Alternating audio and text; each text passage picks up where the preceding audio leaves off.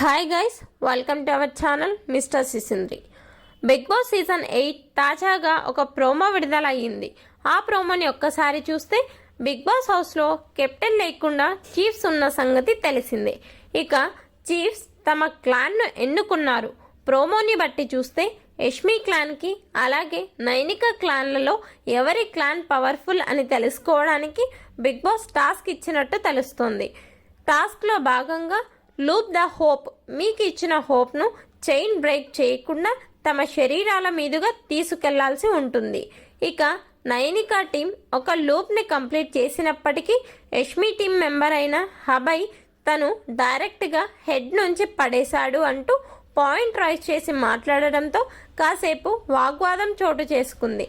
Head నుండి పడేయడం మా స్ట్రాటజీ అని నైనిక చెప్తూ ఉంటే విష్ణుప్రియ తొలిసారి తన గొంతు తెరిచి చెయ్యి వదలద్దు అన్నారు. మేము చేశాం అంటూ గట్టిగా చెప్తుంది. ఇక సంచాలక్గా ఉన్న నిఖిల్, మీరు ఫుల్ బాడీ అనుకొని చేశారు, వాళ్ళు స్ట్రాటజీ ఫాలో అయ్యారు అంటే పృథ్వీరాజ్ మాట్లాడుతూ మేం బాడీ అంటే ఫుల్ బాడీ అనుకున్నాము, అలాగే చేశాము అని చెప్తూ ఉంటే చీఫ్ యష్మి మేము అడ్డదిడ్డంగా ఆడలేదు, రూల్స్ పాటించాము అంటూ రూల్స్ గురించి చాలా స్ట్రాంగ్గా ఆర్గ్యూ చేస్తుంది. టాస్క్ అయ్యాక కూడా సంచాలక్గా బాగా చూసుకోవాలి అని యష్మి అనడంతో మీరు చైన్ను కట్ చేశారు, చూసుకోలేదు అంటూ చెప్తే ఓకే ఓకే అంటూ యాటిట్యూడ్ చూపిస్తుంది.